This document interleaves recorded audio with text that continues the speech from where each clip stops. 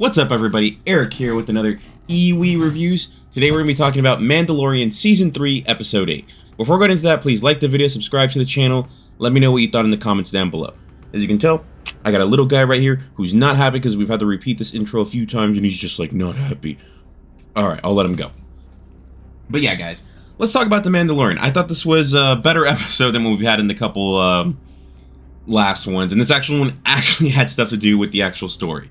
So I was really happy about that. But yeah, let's get into some information about this episode. Title of this episode is The Spies, and it was released on April 12th, 2023. The cast includes Pedro Pascal, Katie Sackhoff, Emily Swallow, Carl Weathers, Gianno Carlo Esposito, and right there, that last name, guys, he's back. So Moff Gideon is finally here. They've been teasing it for so long. It's like, cool, we got Moff Gideon back. With the runtime of 50 minutes. Whew, alright, that was a lot of talking real quick. So, what the plot of this episode is from the last episode, we finally got, Bo-Katan has gotten with her Mandalorian crew, and she is now in charge of that crew again because the saber belongs to her, and that's what they respond to, whoever is the owner of the saber. So, Bo-Katan is now the leader of that group, that faction of Mandalorians. Now we're going to go with the other faction of Mandalorians, and the idea is we're going to go to Mandalore and take back the planet.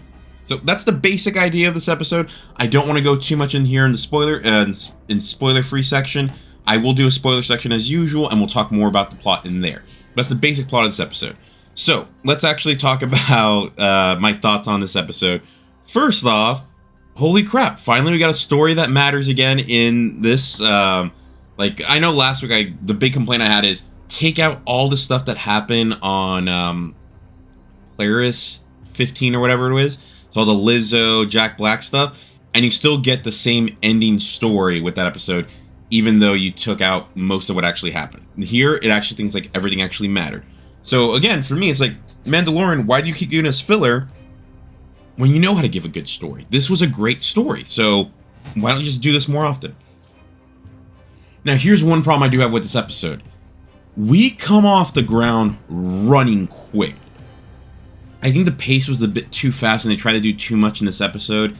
And in my opinion, you could have spread things out in more episodes and you still get to the exact same result. And it might have been better going a different route. I think we went way too fast. We're trying to cram everything in the last 2 episodes. And I didn't like that. It was like, you can't do that much so much time with setup at the first 6 episodes, so much filler. And then when you finally get to the last 2, it's like, oh no, but we got to go running. It's like, no, you didn't have to do it that way. This was just, you guys rushed through it, and I don't know. It's like they're trying to do a mix of episodic and serialized. It's like, just go serialized. You could probably do it great if you just, like, look at Andor. Andor did a really great job with it. So, yeah, that was probably my issue here. Grogu finally got a time to shine in this episode, and I was happy. He looked cute as hell as usual, but now he's actually like, oh no, he's actually integral to the part of the plot. So that was cool. So if you guys have been watching any of the reports, they've kind of said that the main character, they've kind of added Bo-Katan as being one of the main protagonists. So I have no problem with that, but I'm starting to wonder if, are we going to get rid of Din Djarin? Is he still going to be around for Season 4? I have no idea. Even this episode, I'm like, I don't know what the plan is there.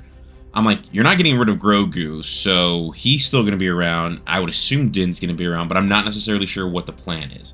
They could do this thing where Din and Grogu go do their own thing, and the Mandalorian then becomes about Bo-Katan, but I'm not sure if that's the plan or not.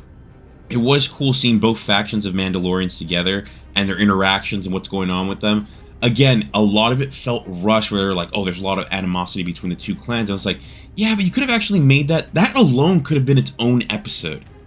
I'm like, you didn't need to do the stuff you did in episode 6. I'm like, you could have made that its own episode. So that was probably one of my issues with this episode. I was like, yeah, we got them together, but you didn't have to do it this way. You could have done it better of having them like on Navarro doing stuff before you took them to Mandalore. I felt like that felt a little rushed to me. Not that it was bad or any way like that, but it just felt like you could have done that better. So that's my spoiler-free thoughts, guys.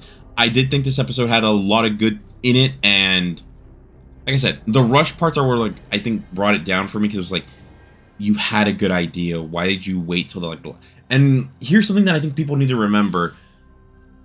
Mandalorian did the same thing in Season 2 and in Season 1. I want to say a lot of the episodes, in season 1, a lot of it was world building. Season 2 did a lot of world building too, but the main stuff happened like in the last 2 or 3 episodes. So they need, this is a trend that I think they need to fix, because I don't think it's working for them overall. Because if I were to right now say, do I think the season is great? I think the most I could give this show for season 3 is good. I can't say that it's great or amazing, because I'm like, it hasn't been. A lot of it's just been a lot of filler. Alright, so let's actually go to my score for this one. I'm actually giving this one an 8 out of 10. I thought this was great.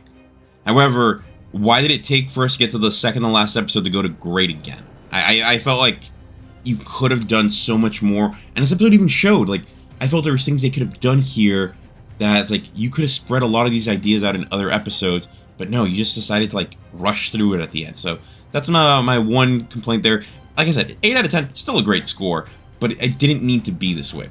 Would I recommend this episode? Hell yeah, I would. This is what The Mandalorian should be. But it's just, I'm mad about the fact that it took so long to get here. So yeah, I definitely recommend you go watch this. The season as a whole, I don't know yet. I'm going to do a season review when we get there. But like I said, right now, the most I can give it is a 7 out of 10.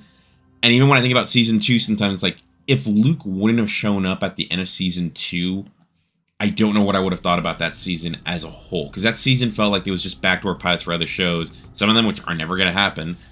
Because the New Republic show doesn't seem like it's actually going to happen anymore.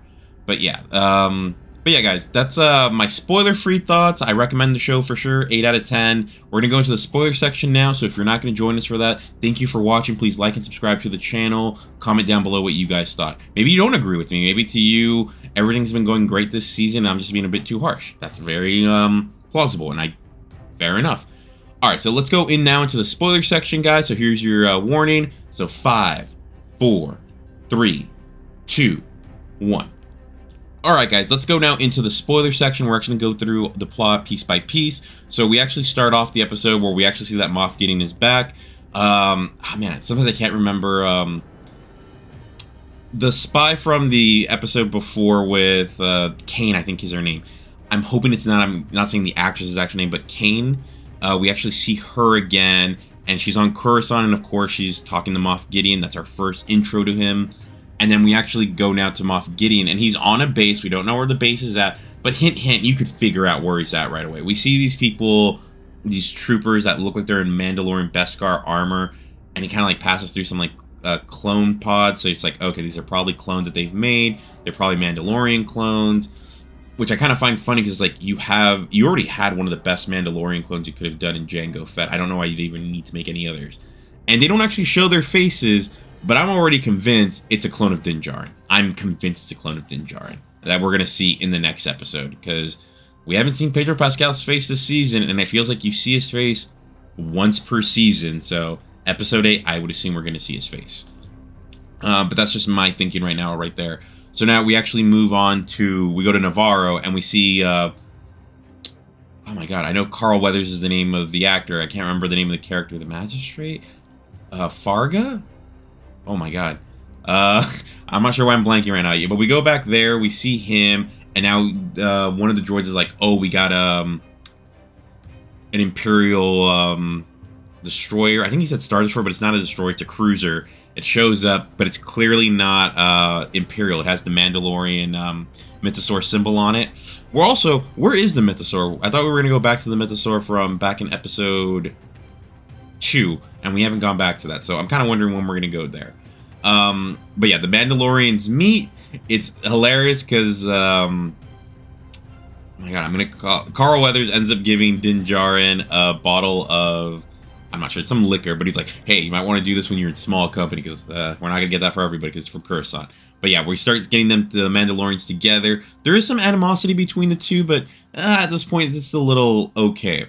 Mando then ends up going with, oh my god, Carl Weathers. Sorry, I'm calling him by the actor's name, but I can't remember the character's name at the moment. And he goes into his office, and he shows him that he has something for him. And it looks like IG-11, but it's not IG-11. It's his body, but they're calling it IG-12. And there's this little guy in there, and like they've made it basically into a mech suit. And at first you're like you right away go, is this a mech suit for Grogu? And sure enough, it's a mech suit for Grogu. And Grogu is adorable in it. Like, I will not lie to you, he is adorable in it. It has these buttons for yes and no. And Grogu right away, like, Din is trying to tell him, okay, get out of that. And he's like, no, no, no. Like, he wants to stay in it. And he's having fun when he's like clicking, yes, yes, yes. Like, he is loving it. So that was a great scene. I really enjoyed it. And the next scene as well, they're walking back and Grogu's just having fun that he's in that mech suit. And he's not like in his normal pod. And he grabs this fruit and he starts eating stuff. And then Din's having to pay for it. And he does it again. And this time, just because he's getting pissed off with Din, is like, just let me have my food. He breaks the fruit and Din still has to pay for it. I'm like, damn, Grogu is pissed off. But it was fun to see.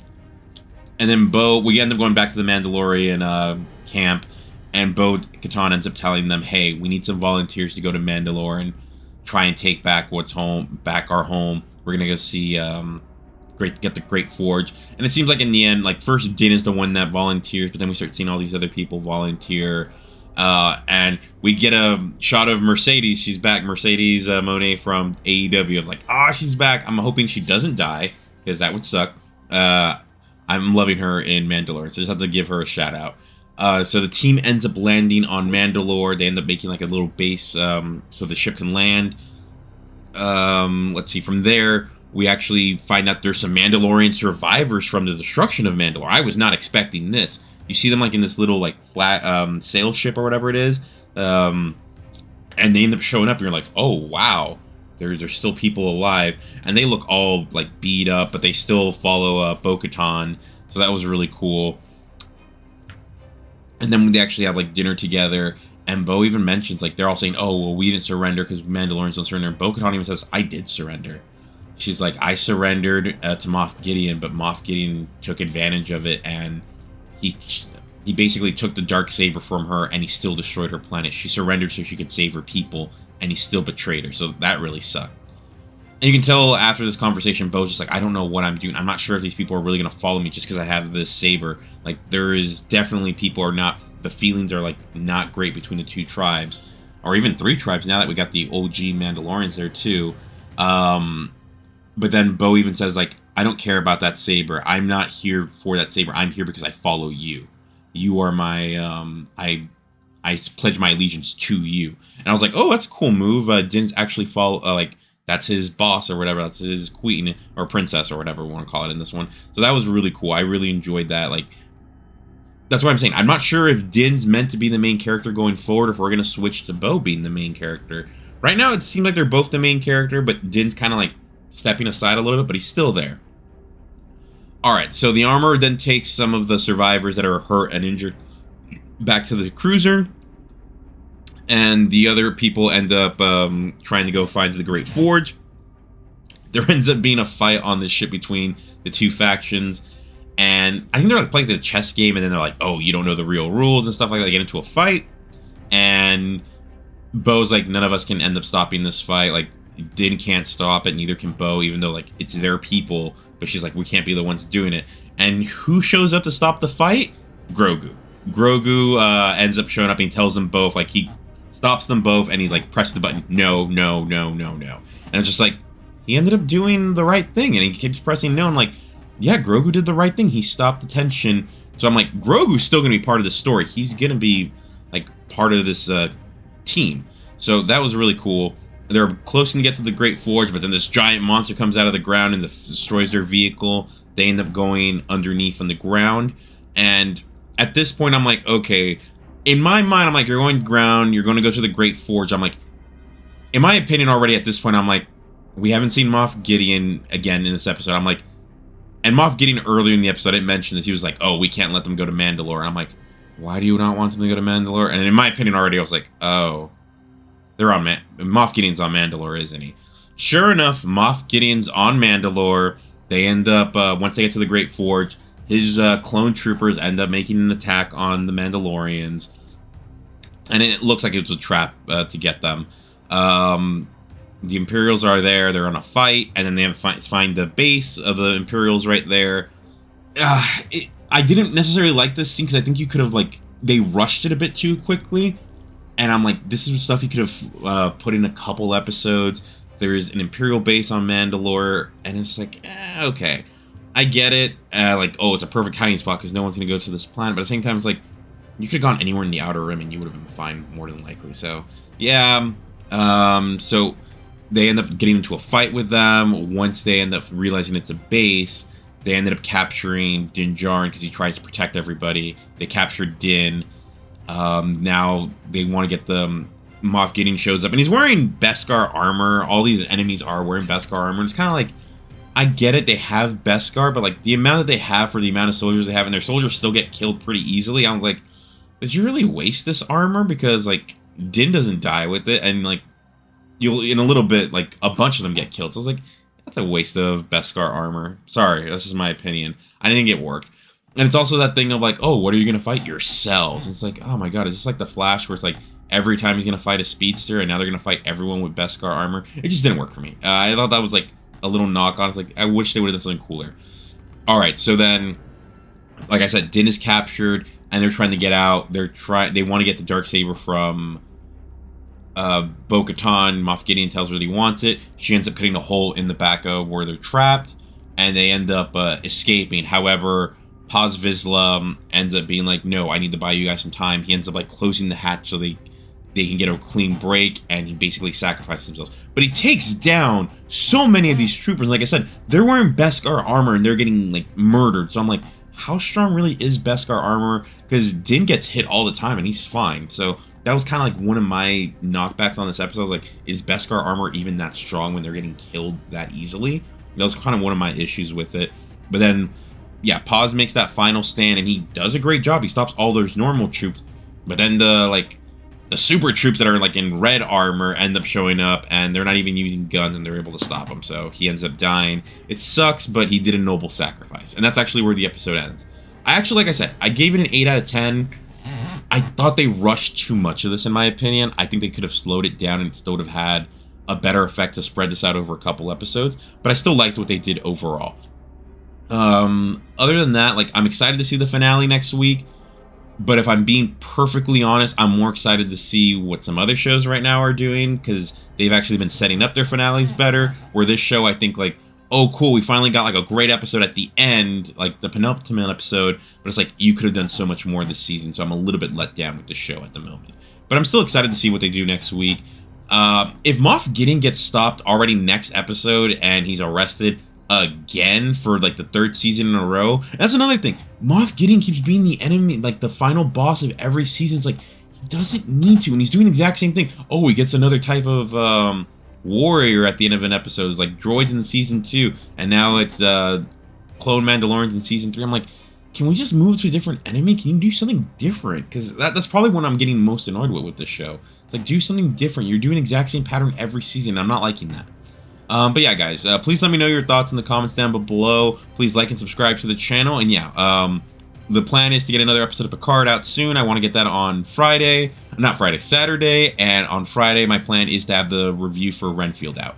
And watch out, I'm going to watch the new Winnie the Pooh movie, the adult one, and I don't know what to expect. A friend of mine told me to watch it, so I'm going with her recommendation. Alright guys, thanks for watching, and I'll talk to you soon. Bye.